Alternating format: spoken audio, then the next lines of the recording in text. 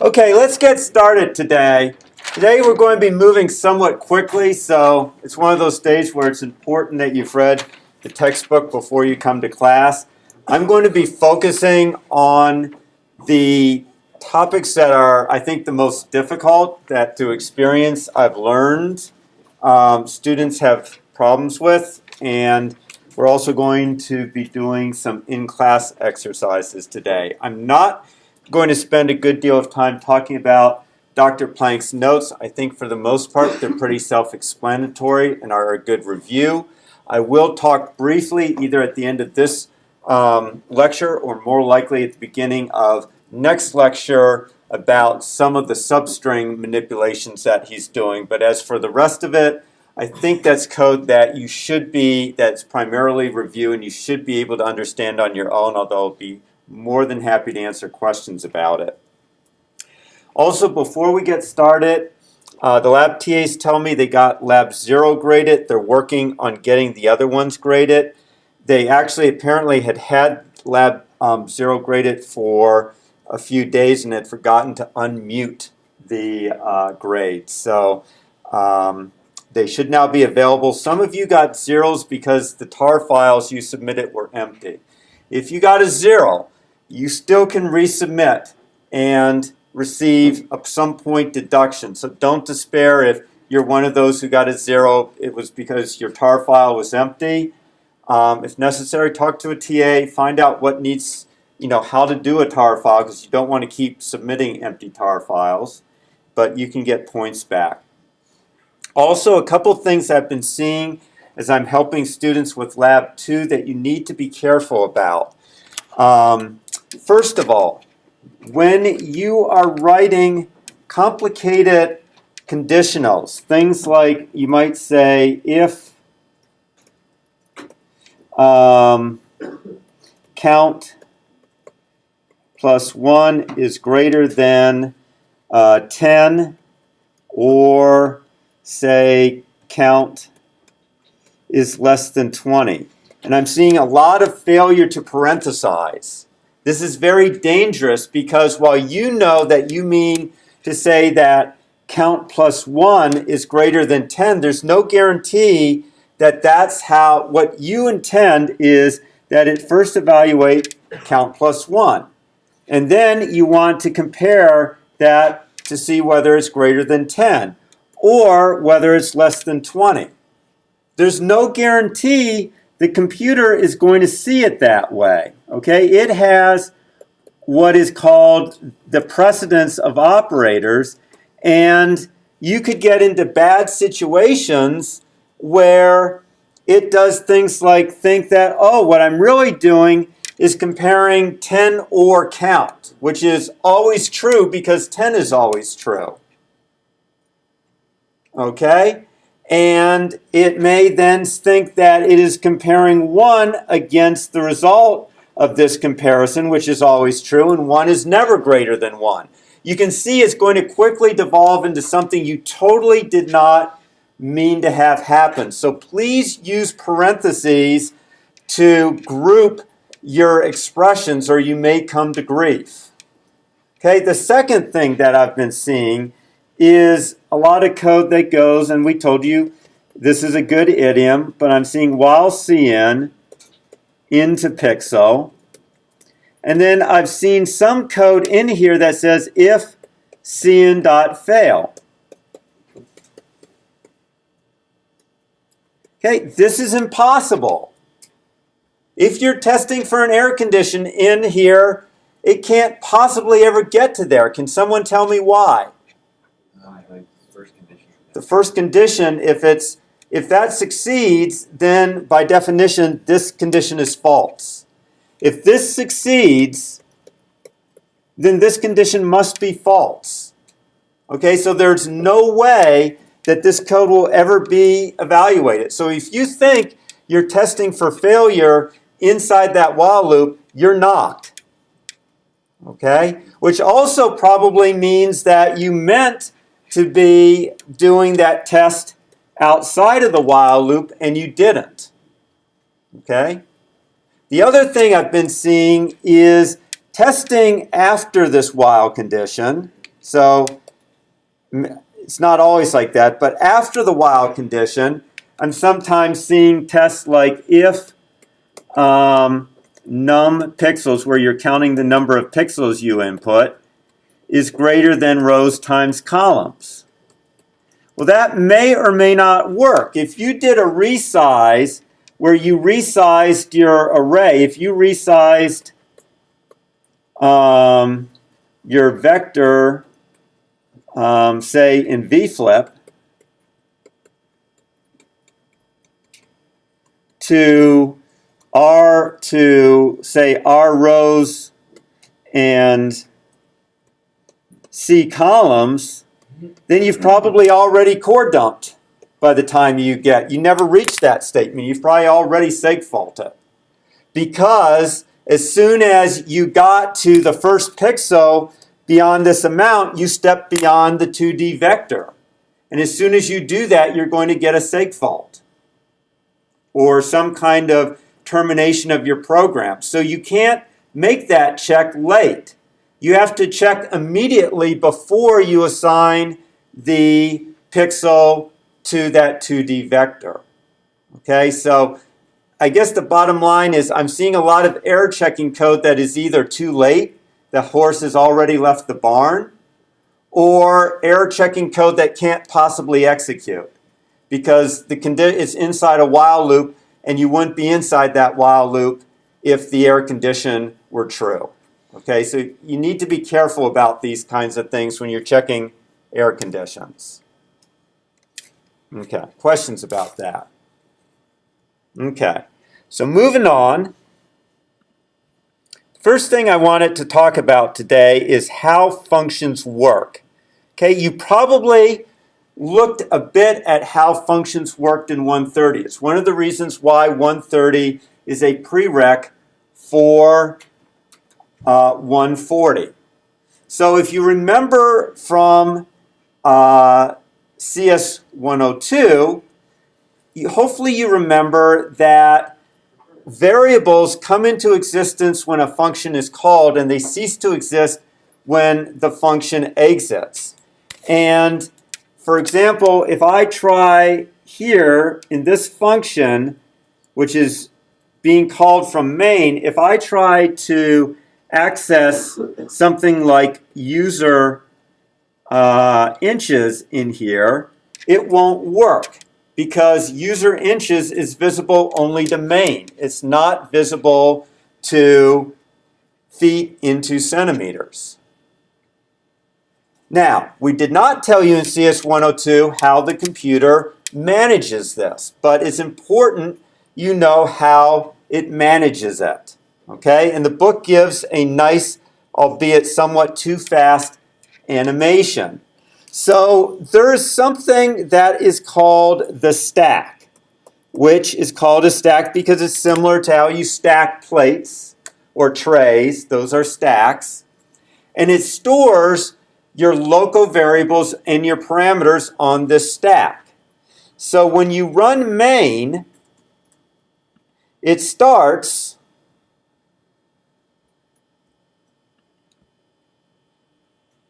by putting on the stack the three variables, user feet, user inches, and user centimeter for main. Okay, so now that's on the stack. Then it's going to set these values to 0. Okay, so these values get set to 0 by this code right here.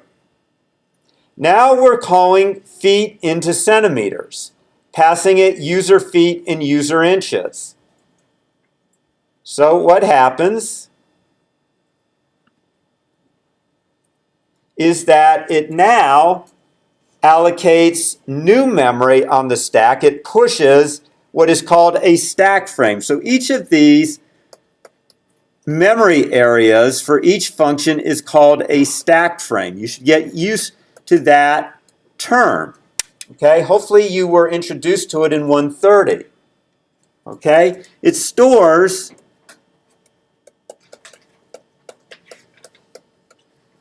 info about a function. including its local variables and parameters.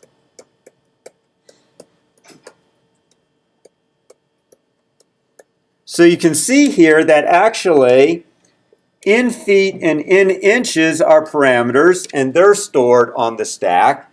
And then it defines two local ones as well. Okay? So it copies the values of user feet and user inches to the parameters. So it's a copy. So they are initialized with whatever values were in main. And then it also initializes these two values to 0 and 0.0. Now, next thing that happens is we call this function, feet into inches. And again, a stack frame is allocated for feet into inches. The same thing happens with the initialization of the variables, and something happens in feet into inches, and eventually it returns total inches. So eventually it returns whatever value is in there. When that happens, when feet into inches returns, its variables cease to exist. What happens is its stack frame is popped or removed. And as you can see, its variables no longer exist. So it was removed from the stack. We say it was popped. Its stack frame was popped. Okay? So the return value is then from feet into inches is stored in total inches. And some more work is done, and eventually total centimeters is returned back to main. And when feet into centimeters finishes, its stack frame is popped, and all of its variables go away and hence are inaccessible. Now, if it were called again, a new stack frame would be allocated for it, and the variables would come back into existence, but they would not retain their old values. Those values are lost. So the parameters in the new stack frame would be copies of whatever the function call was, of whatever arguments were passed in. And in this case, total inches and total centimeters would be reset to 0. So whenever a function is called, it gets a fresh stack frame. Those variables are fresh and new. They're not the old ones. Okay? So memory values are not retained between function calls. And finally, at the end of main, its variables go away and control is returned to the operating system. Okay, so that is how we actually end up storing local variables and parameters in functions. There is a stack, and the operating system automatically allocates what we call stack frames for each function, and that stack frame stores the function's parameters and local variables. And it then copies the values of the arguments into the parameters and does any initialization you ask it to do for the local variables.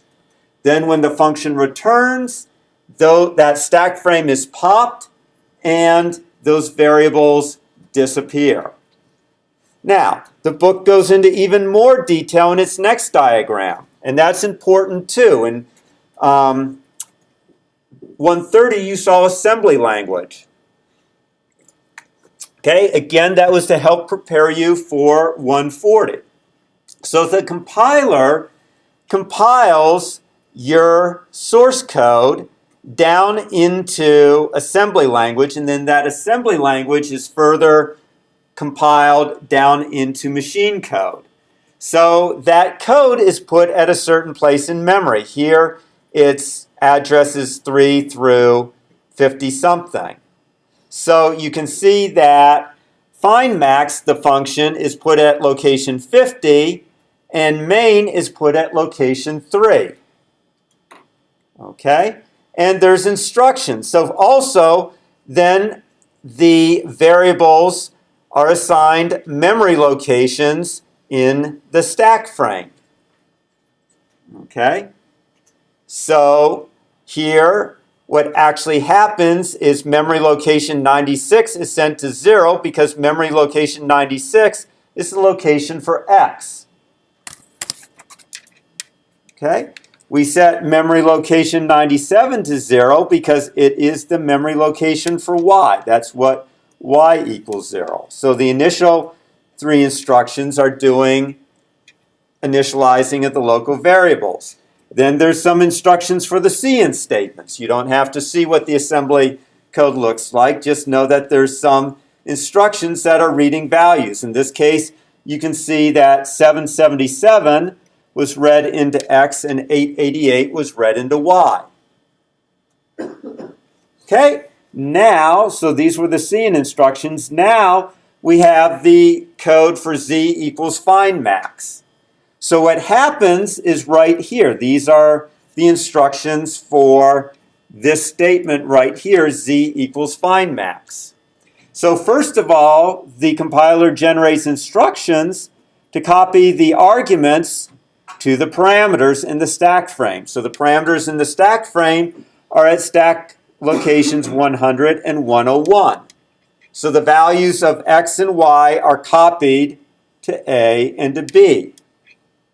And then it sets the return address in 103. So remember I said a stack frame contained information about a function. It doesn't just contain information about variables and parameters. Stack frames also contain a return address. Stack frames also contain a return address so that we know where to jump back to when the function returns. And this value changes because the function can be called from different places in the code. It doesn't always jump back, in this case, to instruction 31 because it's not always being called from instruction 31. If it's being called from another part of the code, then the value that is copied into 103 will be a different return address. Okay? So after we've set up the stack frame, so the stack frame is set up first, and then we jump to location 50 because that is the location of the code for find max. And you can see that the code for find max does some stuff. They kind of hand wave over it. It sets M to be equal to A, and the reason it sets M to be equal to A is because A is greater than B. Okay, and this is the return value. So it returns M. So now we need to jump back. After the return, the operating system needs to know where to jump back to, and it looks at this return address. And it sees it's 31, so it jumps to the return address in 103, which is location 31. And now it sets Z to the return value in location 102, so Z gets set to 888. Once that is done, it says instructions for cout, but there's also actually now throw away stack frame for find max because it's no longer needed. And you'll learn more about how this is done, or you may have actually did in 130. Do you remember things like frame pointers and stack pointers? Yes. So actually what that throwaway of the stack frame is doing is it's changing the stack pointer and the frame pointers so that they're now pointing to main. And by doing that, they're losing the frame for find max. So that's what's going on when you do a function call. So you can see that it's really a jump to another place in memory, that code in the function is operating on a separate set of memory and is not allowed to look into main. It's only allowed to look at the parameters it's been passed and the local variables it's declared, and that's it. And then once it returns, the memory for its local variables and parameters is discarded. It goes away. Okay? A lot of students have difficulty understanding what's going on here, so that's why I went over it. Are there questions? Okay? We're going to be coming back to this again and again, not just in this course, but in other courses in your curriculum here at UT. So this is a very important thing, how functions are actually working. Okay. Now the next thing that tends to give students a bit of difficulty, and also which is important, is reference parameters. Actually, I want to go to section 8.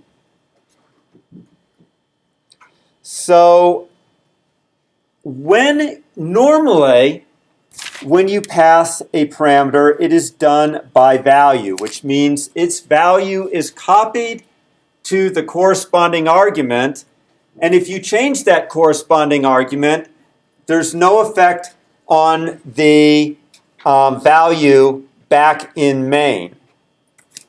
Okay, so the book goes through an example where what happens is it tries to update our value right here.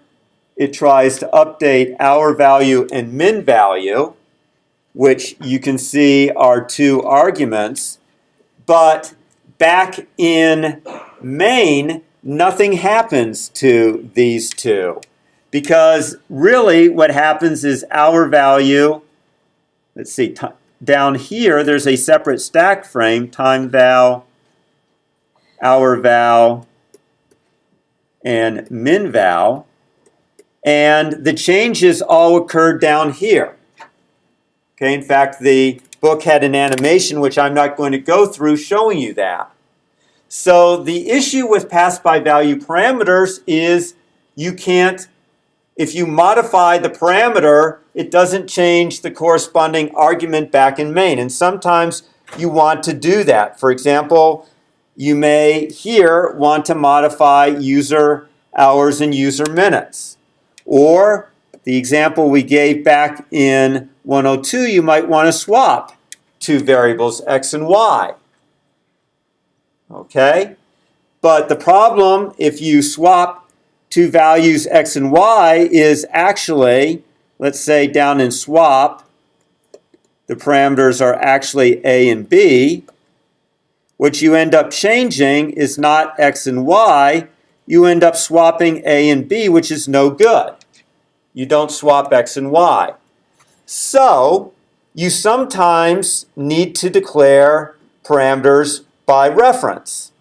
A pass by reference parameter allows a value to be changed, and its change will be reflected back in main. The way you do that is by putting an ampersand after the type and before the parameter name. That turns it from a copy by value parameter to a reference parameter.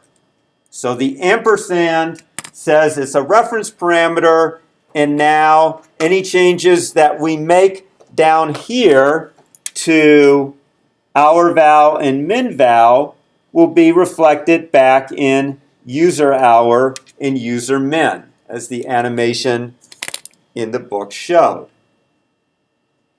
So one reason you use reference parameters, so why we use reference parameters,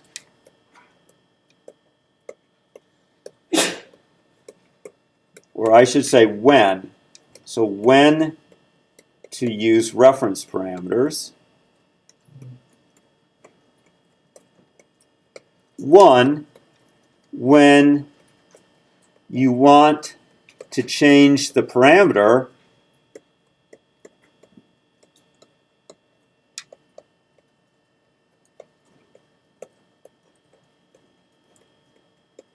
and have the change reflected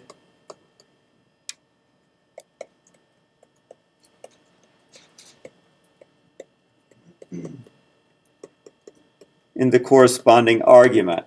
In fact, what happens is that we pass an address of the corresponding argument. We'll get into more detail about that later in the course, but actually, when you change the parameter, you're not actually changing the parameter, you literally are directly changing the corresponding argument, because what actually happens with a reference parameter is that it passes the address. So in this case, what it would actually be doing is passing the addresses in 100. So for total time, time value, these three parameters here, time value, hour value, and min value, what actually gets passed is the addresses of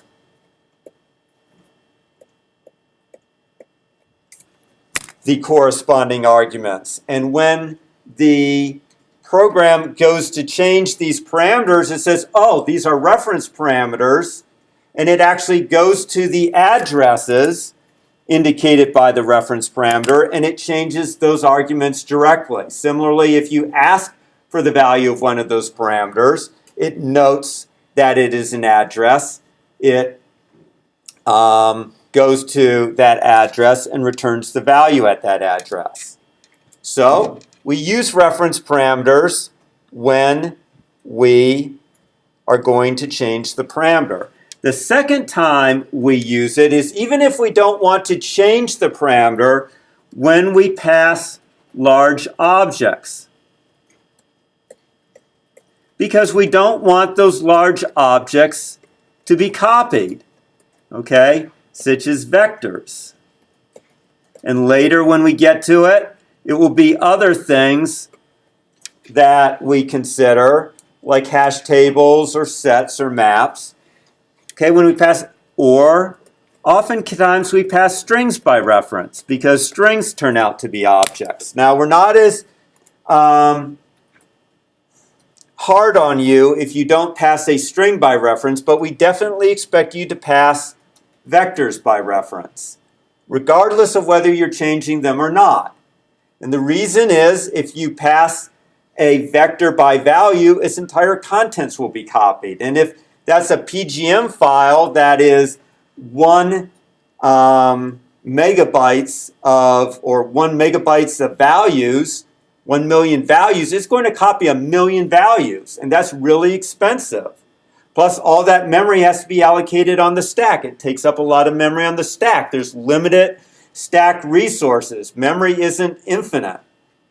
Okay, so we expect you to pass large objects such as vectors or strings by value.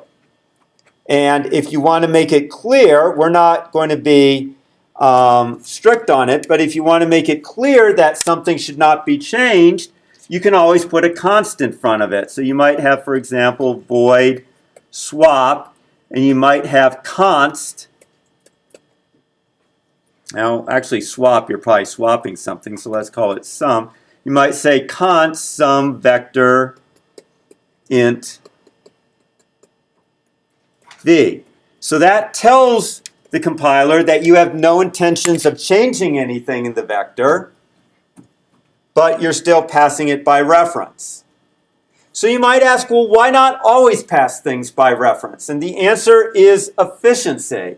It is actually a waste of time to pass primitive types like ints, doubles, chars, bools by reference. The reason is because you have to, for a by reference parameter, I've now deleted that stuff, but you have to go through the address. And going through the address is an indirection. So to get the value, for example, of user hour, I go to 101, but it's not in 101. I actually then have to go to 97, and that extra step is an inefficiency. So if you don't modify a parameter and it's a primitive type, you pass it by value. Okay? But you use a reference parameter in these two cases. Questions about that? Okay. So today's class activity, if you go to Canvas, you will find that the challenge activities are from 15.9. There are 3 of them. I'm going to give you 10 minutes to work on them to about 12:50 or so. So if you go to Canvas and you go to modules, you will go to modules. You should see after lecture January 30th procedures. Okay, and that's having you do all 3 challenge activities in 15.9. So please, like I said, take about 10 minutes to do that. Feel free to work with a neighbor.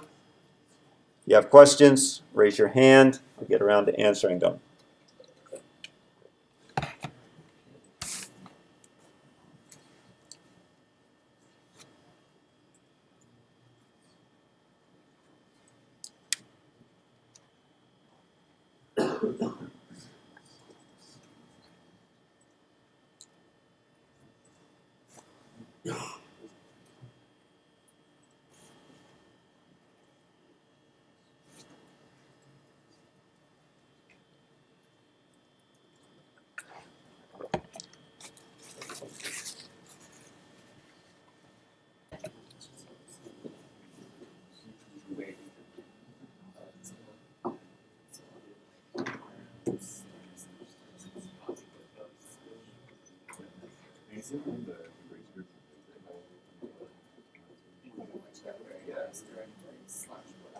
So then just ask her, like, what's run really? Like, what happened? Just run and this file and straight home.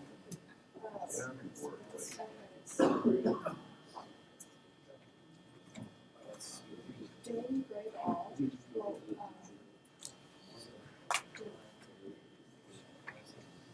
Okay, it sounds like most of you have finished, so I'm just going to go over the solutions with you all.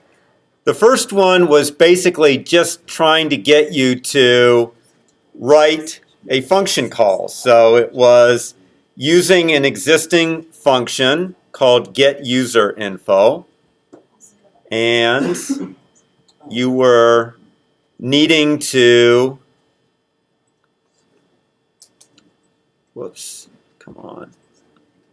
you needed to call getUserInfo. So it's just a simple call, getUserInfo, and it asked you to get the user age.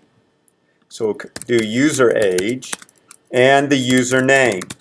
So it was a very simple thing. You just call the function with the 2 arguments, and you'll notice up here they declared those parameters as reference parameters so that when they read the values into user age and username, they showed up down here. Now what I wish they had not done here is use the same name for the parameter as they did for the variable, because that's very confusing.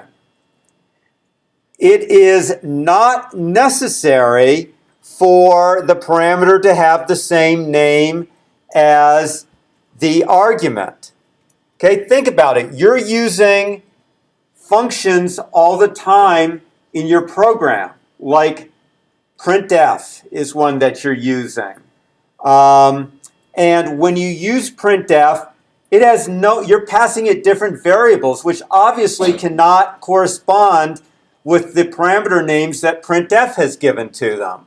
So the names that the parameters have are often wildly different from the names of the arguments. In fact, you often have no idea what the programmer is going to name the arguments.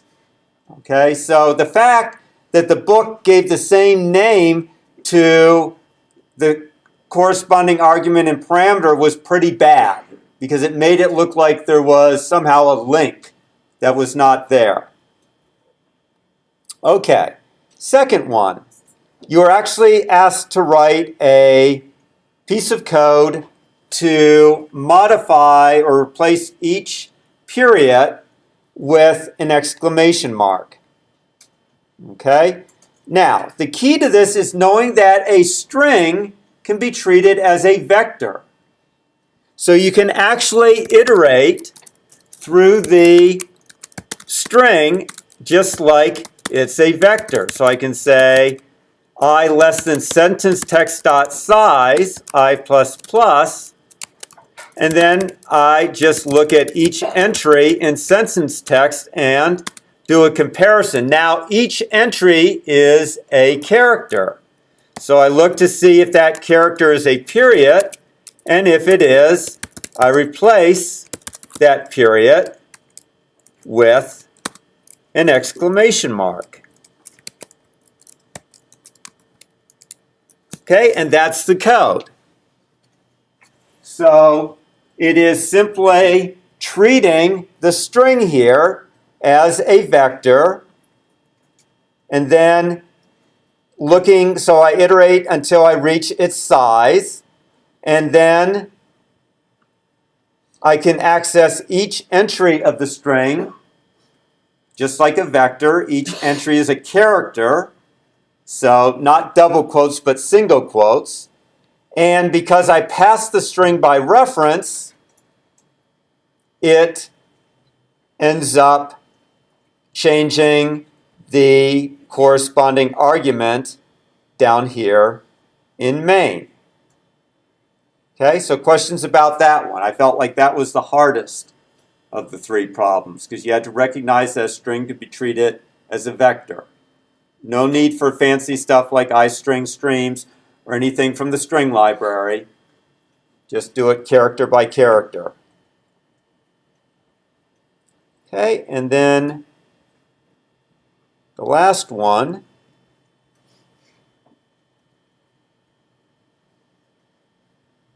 There's supposed to be 3 here.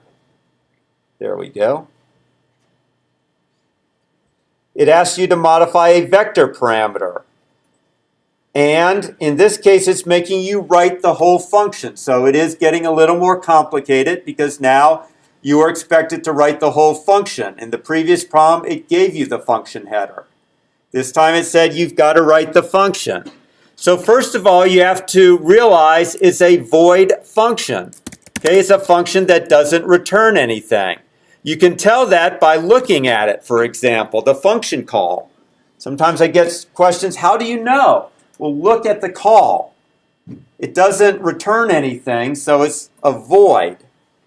Okay, and if it's, we said you're supposed to pass vectors no matter what by reference. So it's a vector of ints, and I'm going to call it S. Okay, and it asks me to swap the first and the last element. So the last element, its index, or last, I'll say last index, is equal to S dot size. Is that the last index? No. What's the last index? Size minus 1, because we start our count at 0. So the last index is actually S dot size minus 1. And if you remember from swapping, you need to store an intermediate value. So I store, in this case, I'm going to store S of 0 in temp. Then I'll set S of 0 to be S of last index. And I'll set S of last index to be equal to temp. And that will perform the swap for me. Now, I didn't have to store S dot size minus 1 in last index. I could have simply written here S dot size minus 1. I could have written here S dot size minus 1. I did it because I thought the code looked more readable, but that's an equally good solution. So questions about this one?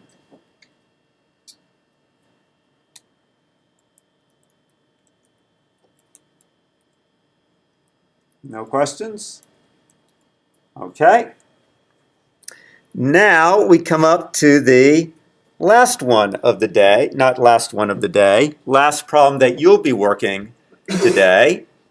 So we have a, let's find the,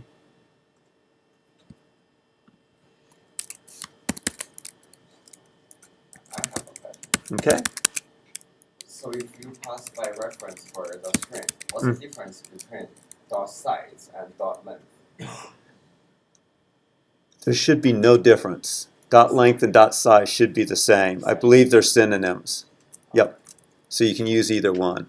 I think they may have originally made it dot length and realized that when they wanted to do the implementation as a vector that they should add dot size for consistency. So one of those legacy things. I think they made a mistake in their naming convention and they couldn't go back. You can't tell people to fix a million lines of code that use dot length. So, okay. Oops.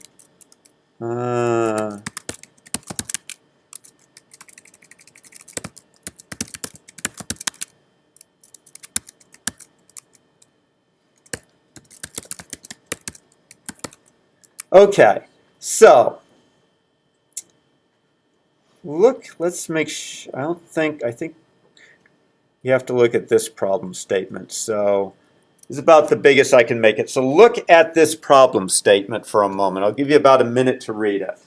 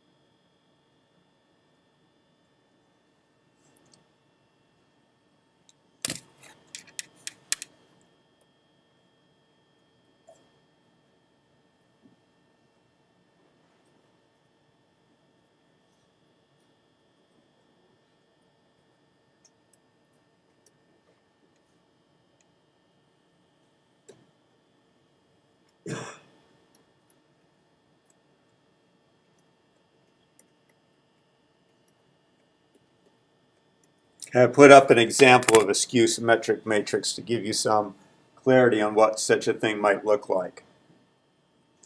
Okay, I'm not actually wanting you to solve the problem, although if it, for grins, you can certainly do it.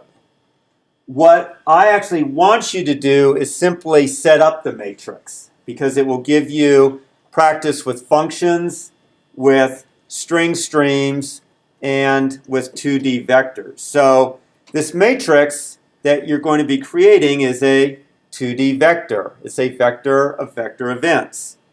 But your input is coming in as a series of strings. So for this particular matrix, the strings would be 0, 3, 6, minus 3, 0, minus 8, and minus 6, 8, 0. And they're being presented to you as a vector of strings. So what you're going to have to do actually for this problem is go through each string, convert the fields in that string into a row for the matrix. And you're guaranteed that it's a square matrix. So if the size of the vector is n, you can also assume that there's n rows, and you can assume there are n columns. Okay? And furthermore, a little bit of assistance. So what you need to do, let's get rid of this part. So you will need to declare a 2D vector events. Okay, you will need to resize that 2D vector to be the correct size 2D matrix. Then, for each string that you are given as part of your parameter, you're going to use an iStream to extract the numbers from that string and insert them into the correct row in the 2D vector. Okay, and your I actually set up a code assessor problem for this. So if you go to code assessor, CS102 dev, and in this case, I believe it is under practice. If you go down in alphabetical order, you will find under practice skew symmetric. Okay, and you will see that we have already given you the code, and I've actually given you the function prototype. So you shouldn't have any trouble writing the function header, and then you'll have more trouble, you'll have to struggle with it, with writing the code for creating that vector. By the way, this is good practice for both VFlip if you haven't done it in Lab 2, and for some of the functions that you'll be writing in Lab 3. So this is excellent practice for that. I'm going to give you 15 minutes, and at 12:20 we're going to go over the solution. I will get to the substring stuff as I expect it beginning of class on Thursday. Okay, again, feel free to work with a classmate on this. If you can't get into Code Assessor, I know there's one student who's having some difficulty. Try to just write it out on a piece of paper or work with someone. Where is that? CS102 dev. Okay. What was it called? Skew symmetric. So it's CS. I'm going back to showing you the algorithm you should use. So the algorithm you should use is there. The website cs102dev.eecs. Pardon? Oh, is it locked? Thank you. I need to publish it apparently.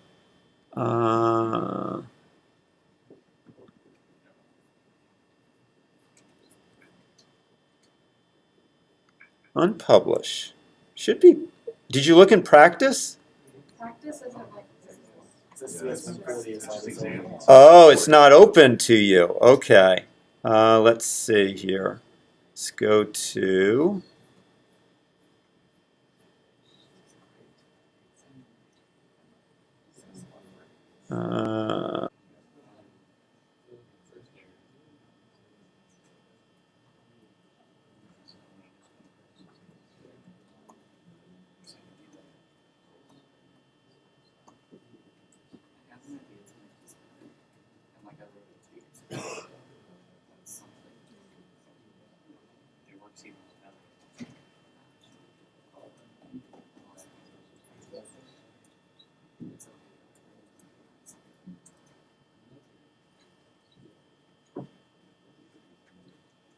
Okay, so let me just quickly go over the solution to this problem. I know you may not be finished, but that's often going to happen in this class that you may not have. There's a wide range of how fast people can do things. Some of you will finish, some of you won't get all the way through, but at least by having tried it, you will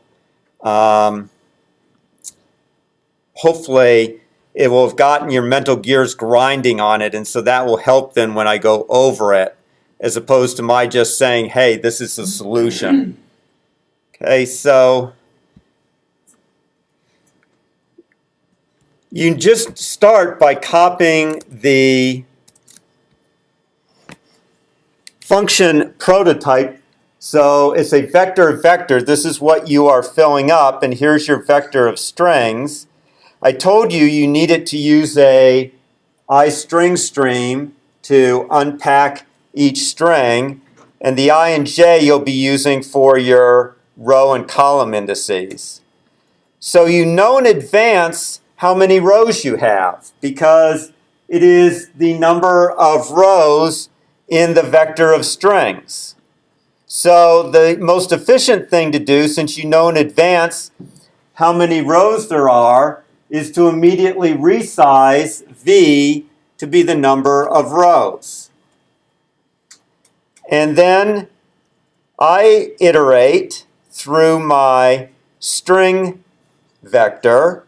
So basically for each string, so this is the part of for each string in M.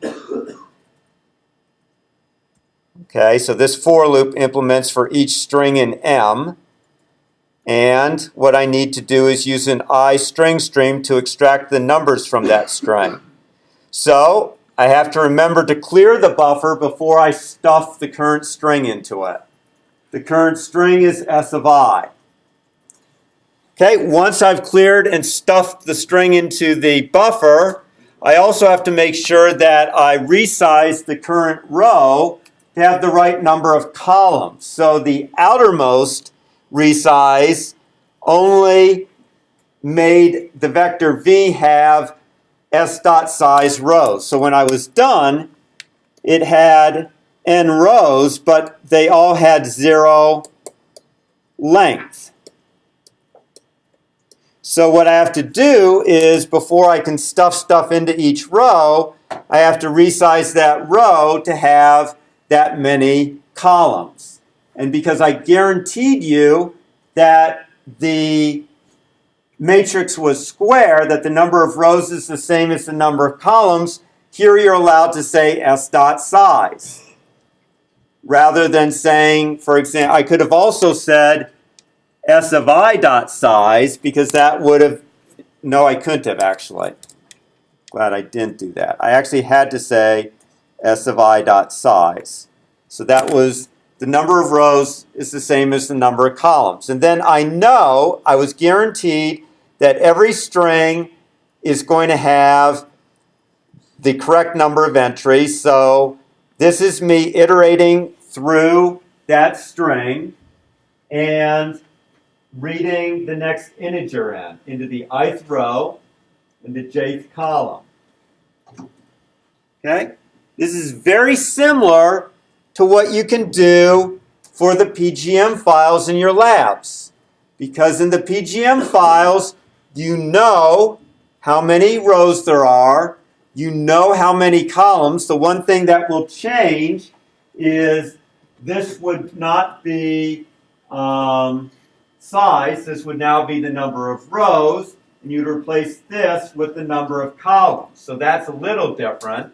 But otherwise, this code that you see here is very similar to the code that you will need to use to fill your PGM files. Now also, another difference is you may not, I don't think you're necessarily using getLine for lab 3, so you won't be reading from an iString stream. It'll be like lab 2 where you're just using cin, so this will become a cin statement. So there are differences in the code, but my point is this code is very similar to what you need for the vflip program in lab 2, which is due tomorrow morning. It is also very similar to code that you need to fill up your 2D vectors in lab 3. If you haven't taken a copy here, you should be able to see the answer, because one of the, if you go to problem selection, practice, you get Skew symmetric. There is a show answer. Okay, so it shows you the answer. Okay, and we're not grading this one on you. The challenge problems for today were from 15.9. So if you get home, realize you don't have the code, you can always click the C answer for this problem, and it will show you the answer. Now again, you will have to modify this code. This code is not exactly like what you use for vflip or for the PGM program in lab 3, but it is an excellent template for it. Okay, I will see you Thursday. Thursday we will spend the first 10 minutes or so going over strings, and then we'll proceed into classes. Yeah.